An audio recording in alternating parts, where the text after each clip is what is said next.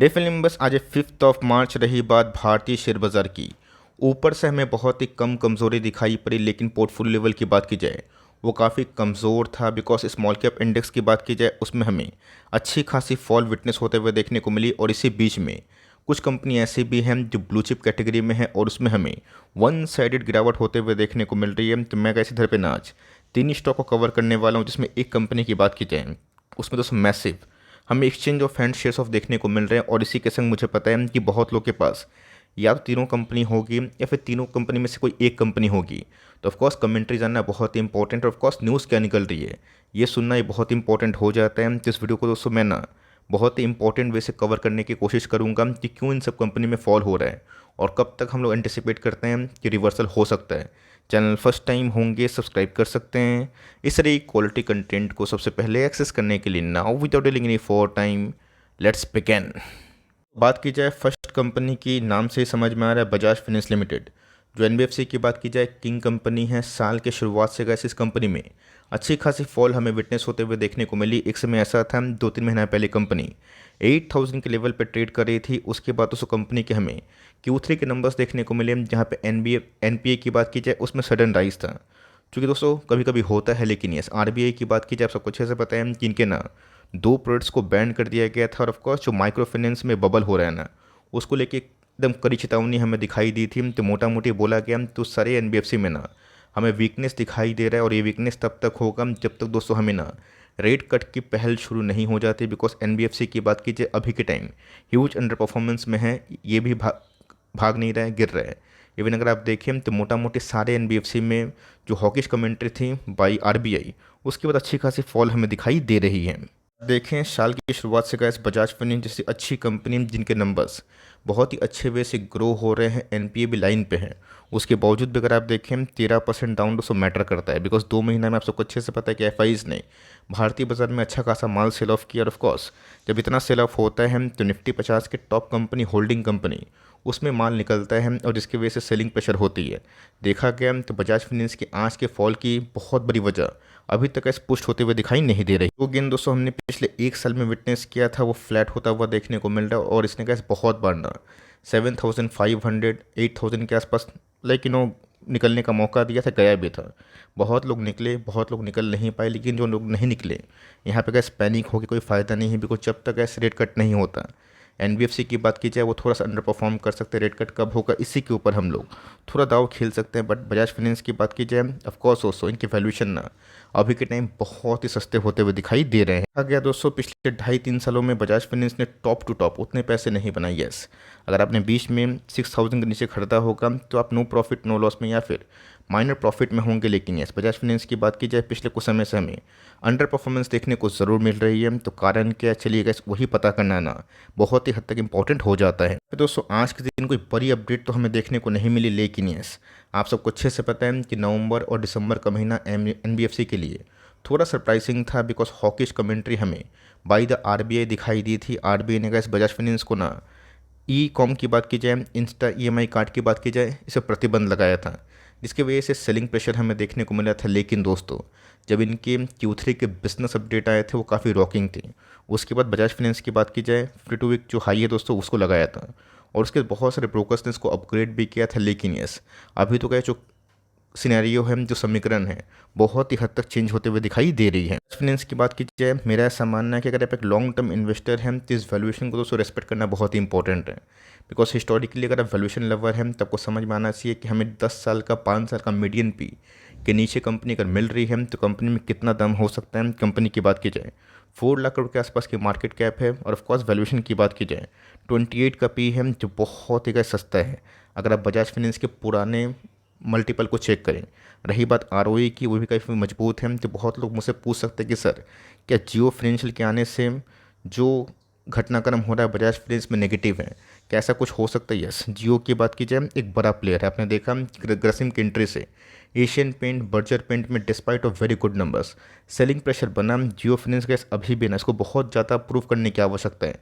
आपने ये भी देखा होगा कि आईएफएल सिक्योरिटीज़ को दोस्तों आरबीआई ने बैन कर दिया गोल्ड लोन से। इसका फ़ायदा किसको हुआ? मुथूट को, मनापुरम को। तो समझना बहुत इंपॉर्टेंट है कि एक इंडस्ट्री में घुसना और उसमें जीत हासिल करना, दोनों का ज़मीन आसमान का फ़र्क होता है। रही बात जियो की, मैनेजमेंट काफ़ी मजबूत है, बट इसका मतलब ये नहीं है कि बजाज फाइनेंस नहीं टिक पाएगा। लेकिन यस, हमें ये देखना है कि हमें और कोई शेयर खरीदना है तो उनके पी मल्टीपल क्या हो रहे हैं। ये दोस्तों कंपनी 2-3 सालों में उतने पैसे नहीं बनाई, लेकिन दोस्तों अभी के टाइम जो कंपनी के प्राइस टू अर्निंग मल्टीपल है 28 के आसपास, ये दोस्तों 2015 का price to earning like multiple हमें देखने को मिलता है। कोविड की बात की जाए, एक्सेप्शनल केस था, इसको आप छोड़ दीजिए, ब्लैक सोन इवेंट आया था। लेकिन दोस्तों अगर आप ठीक से देखें ना, लास्ट 9-10 साल का इतिहास, उसमें गैस बजाज ने हमेशा एक प्रीमियम जो वैल्यूएशन है उसको डिज़र्व भी किया है, और कंपनी बहुत ही अच्छे से अर्निंग भी पेश की है। तो उस हिसाब से गैस कंपनी बहुत ही सही भाव पे मिल रही है। ली की बात की जाए तो जी हाँ दोस्तों, भले ही कंपनी 2021 के टॉप से उतने पैसे नहीं बनाई, बट पीछे से ना कंपनी के अर्निंग्स का 2x हो चुके हैं। टॉप लाइन की मैं बात बोल रहा हूँ, और वो भी दोस्तों हायर बेस पे जो बहुत टफ होता है। प्रॉफिटेबिलिटी की बात की जाए, वो भी गैस बहुत ही अच्छे वे से ग्रो हो रहे हैं। तो मोटा मोटे देखा गया तो अर्निंग्स के पॉइंट ऑफ व्यू से गैस कंपनी अभी भी ज़बरदस्त है। लेकिन यस, जो सीन्स क्रिएट होते हैं जिसकी वजह से पैनिक होता है, बहुत लोग उस पर नियंत्रण नहीं कर पाते और बेच देते हैं, फिर नहीं खरीदते हैं। खरीदना बेचना कैसे आपका पर्सनल मर्जी की बात है, बिकॉज मैं इधर कोई रिकमेंडेशन नहीं दे रहा हूँ। लेकिन यस, आपने ये देखा होगा कि पैनिक में बहुत लोगों ने टाटा मोटर्स या फिर बहुत सारी कंपनीज को बेचा था। आज क्या हुआ, भली गैस वो सब कंपनी अंडर परफॉर्म की 2 साल 3 साल 2.5 साल, और उसके बाद उससे कंपनी भाग गई तो आज 4 डिजिट्स में है। तो समझना बहुत ही इंपॉर्टेंट है कि कंपनी अगर अच्छी होगी तो लॉन्ग टर्म में अगर वैल्यूएशन कंफर्ट लेवल में आएंगे तो टाइम के बाद अगर उस सिनेरियो मतलब उस सेक्टर में अगर चीज़ें ठीक होती है, सिनेरियो चेंज होता है, तो लॉन्ग टर्म में अगर अच्छा अल्फा बनाने का मौका बन सकता है। नहीं दोस्तों, किस कंपनी में जो सेल ऑफ हमें देखने को मिल रहा है, इसमें बात की जाए एफ और डी की जो होल्डिंग है उसमें कमी हमें देखने को मिल रही है। एफ और डी उसको कंटिन्यूसली अपने स्टेक को बढ़ा रहे हैं, बट डिस्पाइट कंपनी में हमें कुछ और दिखाई दे रहा है। तो डरने की आवश्यकता नहीं है, आपको निकलने का मौका अगर मिलता है इन फ्यूचर। अगर आप पैनिक हो रहे हैं तो ऑफकोर्स रुक के बेचें।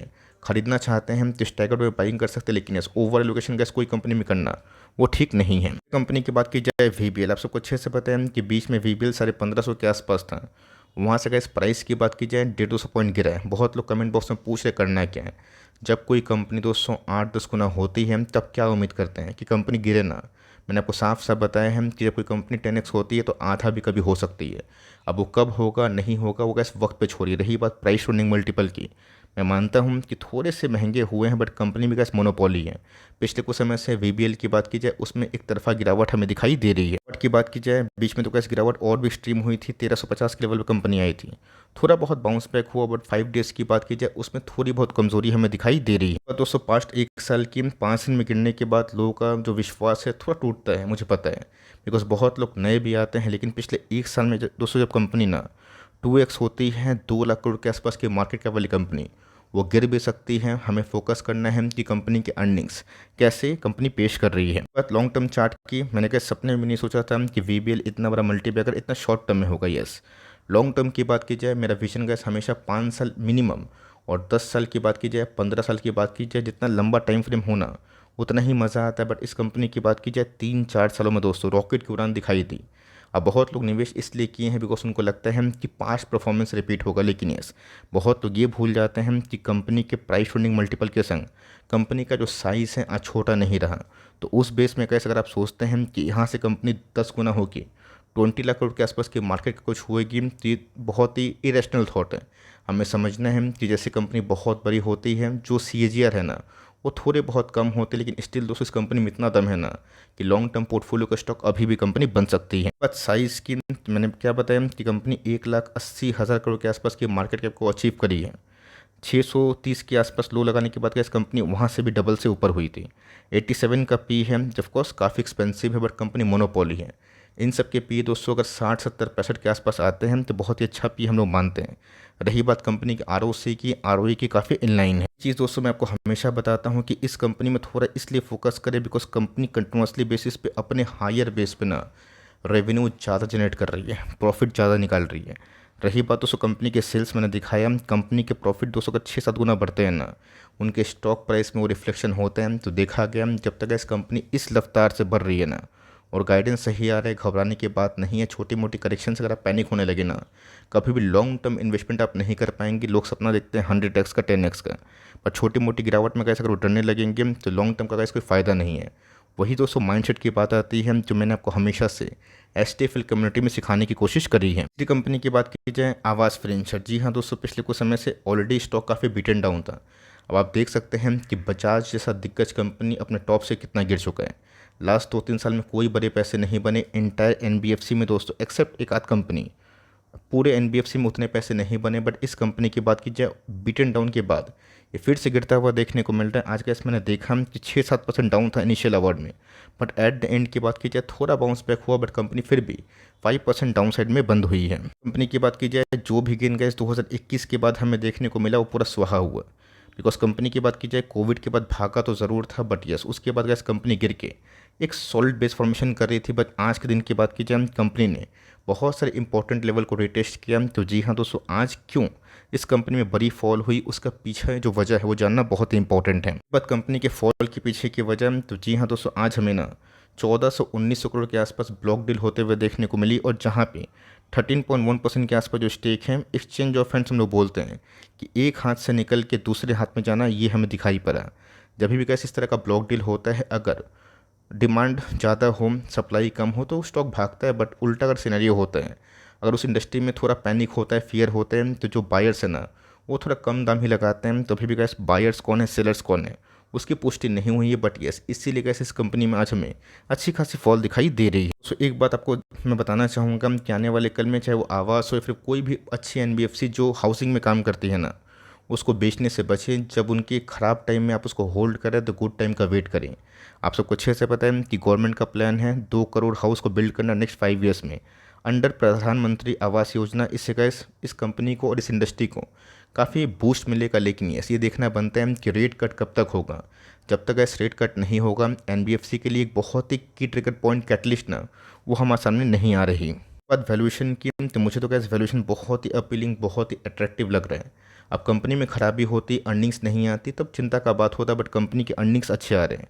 रही बात मार्केट कैप 10,000 करोड़ के आसपास है। एक समय गैस इनके प्राइस टू अर्निंग मल्टीपल 35-40 के ऊपर थे। रही बात कंपनी के आरओई की, वो इनलाइन हमें दिखाई पड़ते हैं। इसके बारे में गैस मैं डिस्कस करना बहुत इंपॉर्टेंट समझता हूँ। सबसे पहले आपको समझना है कि कंपनी के प्राइस टू अर्निंग कितने हैं।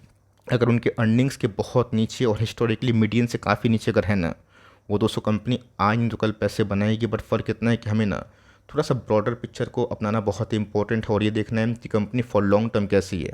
भले ही 2-3 साल में कंपनी अगर अंडर परफॉर्म करती है, तो क्या 3 साल में कंपनी 10-5 साल का पैसा निकालने की क्षमता रखती है फिर नहीं, ये देखिए बिना दोस्तों स्टॉक मार्केट में टिक पाना ये काफ़ी मुश्किल वाली बात होती है। अगर तो कंपनी के दोस्तों अर्निंग्स हमेशा से बढ़ते हुए देखने को मिल रहे हैं डिस्पाइट रेट हाइक का साइकिल कितना ह्यूज हुआ।